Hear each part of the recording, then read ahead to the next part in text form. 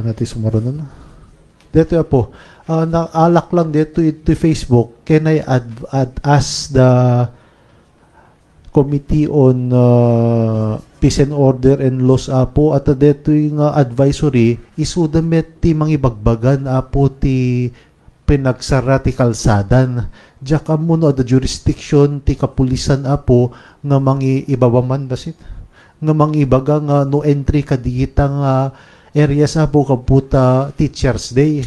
Adda ka di communication da kini po mayor to close those street apo. So apo sec please make inquiry at masansan nga kastoy nga hanga dumaldalan ti Sanggunyan panglungsod apo di closures ti street ket no Jack Mariro under our local government code they are mandated nga to ask for the closure of such street apo hanga mabalin nga isisudalat ta ti agisara di ito kalkalsada apo.